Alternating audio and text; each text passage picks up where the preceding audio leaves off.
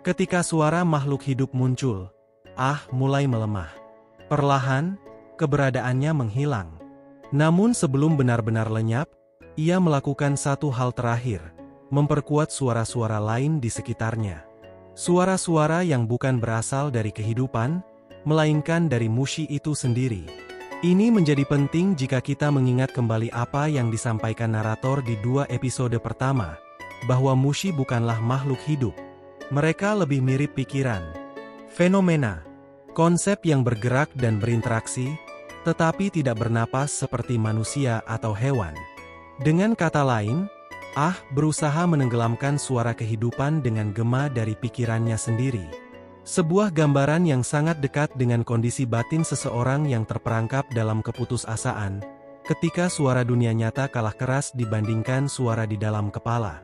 Ibu Maho pernah mengatakan bahwa ia ingin tidur di tempat yang tenang, tanpa suara. Namun keinginan itu bukanlah tentang keheningan fisik. Bukan tentang meniadakan dunia.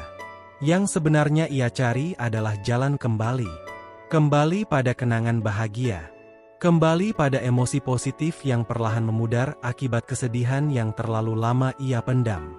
Keheningan yang ia dambakan adalah ruang aman, tempat suara tubuhnya sendiri, suara yang mengingatkannya pada cinta dan kehangatan, bisa terdengar kembali. Namun apa yang menyelamatkan satu orang, belum tentu menyelamatkan yang lain. Bagi Maho, keheningan yang sama justru menjadi tempat Ah tumbuh. Bukan karena ia salah, tetapi karena ia mewarisi keheningan itu tanpa memiliki kenangan yang sama untuk menopangnya. Dan disinilah Mushishi berbicara dengan sangat lirih, bahwa keheningan bisa menyembuhkan, tetapi juga bisa melukai. Bahwa yang kita butuhkan bukan sekadar sunyi, melainkan suara kehidupan yang cukup dekat untuk mengingatkan kita bahwa kita masih ada.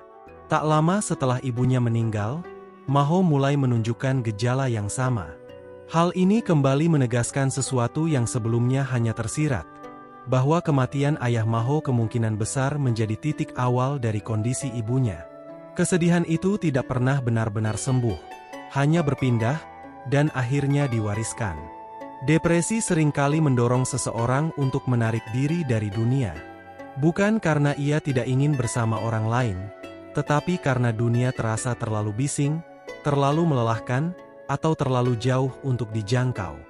Dari luar, ini tampak seperti sikap antisosial. Dari dalam, ini adalah bentuk perlindungan diri yang terakhir.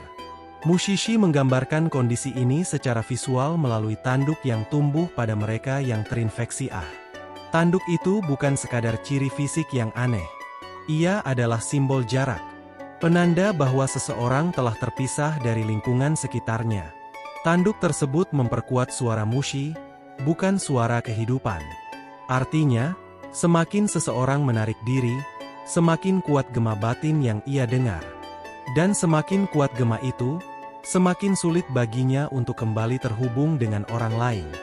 Dengan cara ini, Mushishi memperlihatkan depresi bukan sebagai kelemahan moral, melainkan sebagai proses yang sunyi dan bertahap. Sebuah kondisi yang bisa lahir dari cinta yang hilang, tumbuh dalam keheningan, dan menyebar dari satu generasi ke generasi berikutnya, tanpa ada satupun yang benar-benar bersalah.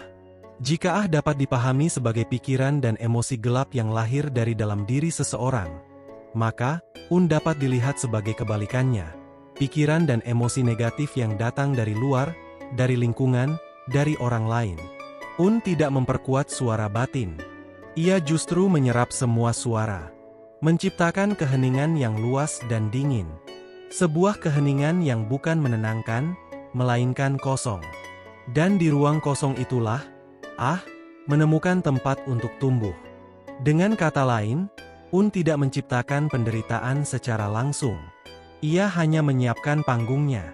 Menghilangkan suara-suara yang seharusnya menjaga seseorang tetap terhubung dengan dunia. Emosi manusia sejak lama sering dikaitkan dengan cuaca. Hujan hampir selalu diasosiasikan dengan kesedihan. Langit mendung dengan kehilangan. Dan dalam episode ini, salju menjadi perluasan dari simbolisme tersebut. Salju meredam suara, menyerap langkah kaki, percakapan, dan kehidupan. Dunia menjadi indah, namun terasa jauh terasing. Di bawah salju, desa menjadi tempat yang sunyi. Dan dalam kesunyian itu, emosi negatif dari luar, kesepian, tekanan, kehilangan, lebih mudah masuk tanpa perlawanan. Un hadir bukan sebagai monster, melainkan sebagai suasana. Sebagai kondisi yang perlahan menjauhkan manusia dari suara kehidupan. Mushishi menunjukkan bahwa penderitaan jarang datang dari satu sumber saja. Ia seringkali lahir dari pertemuan antara luka batin dan lingkungan yang tidak mampu lagi memberi kehangatan.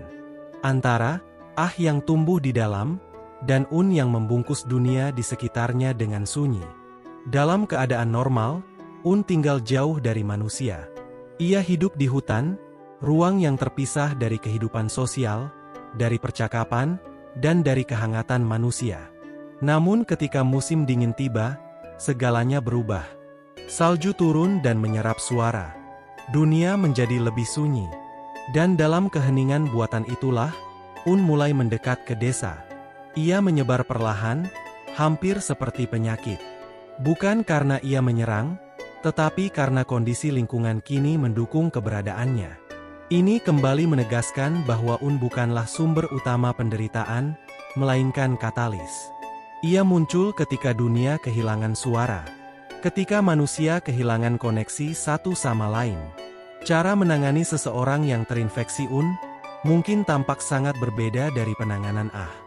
Namun jika diperhatikan lebih dalam, efek akhirnya sebenarnya serupa. Ketika telinga seseorang diisi dengan air, suara dari luar diredam untuk sementara. Sebaliknya, suara gema dari dalam tubuh justru diperkuat. Pengalaman ini terasa sangat nyata, seperti ketika telinga kemasukan air setelah berenang, lalu kita mengetuk sisi wajah sendiri dan mendengar getaran yang dalam dan dekat. Secara simbolis, tindakan ini memaksa seseorang untuk berhenti mendengarkan dunia sejenak, dan kembali mendengar dirinya sendiri. Baik pada Un maupun Ah, penyembuhan tidak datang dari menghilangkan suara sepenuhnya, tetapi dari mengatur ulang keseimbangan.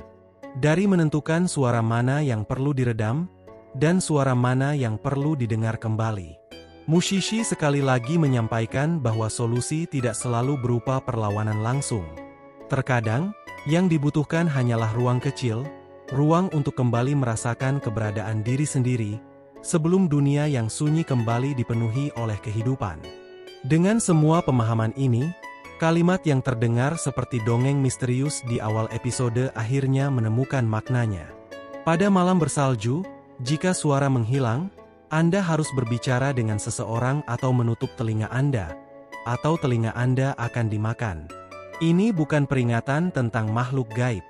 Ini adalah peringatan tentang kondisi manusia. Berbicara dengan seseorang berarti menjaga koneksi dengan dunia hidup. Dengan suara lain. Dengan kehadiran yang hangat dan nyata. Sebuah cara sederhana untuk mencegah diri tenggelam dalam keheningan yang berbahaya. Dan menutup telinga bukanlah tentang menolak dunia, melainkan tentang menenangkan diri. Mendengar kembali suara tubuh sendiri. Mengingat bahwa kita masih ada, masih hidup, masih bernapas. Jika tidak melakukan keduanya, keheningan akan mengambil alih. Dan di ruang sunyi itulah, Un dan Ah menemukan tempatnya. Bukan untuk menghukum, tetapi untuk mengisi kekosongan yang kita biarkan terbuka. Mushishi menyamarkan peringatan ini sebagai cerita rakyat, karena kebenaran seperti ini terlalu berat untuk diucapkan secara langsung.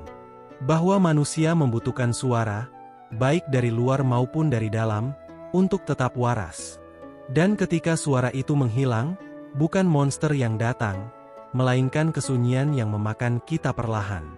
Disinilah makna dari satu mata terbuka mulai terasa. Setelah terlalu lama terperangkap dalam pikiran sendiri, ditemani hanya oleh iblis-iblis batin, cinta dan penerimaan justru bisa terasa asing. Bukan karena keduanya tidak diinginkan, tetapi karena seseorang telah terlalu terbiasa hidup dalam keheningan yang dingin namun dapat diprediksi.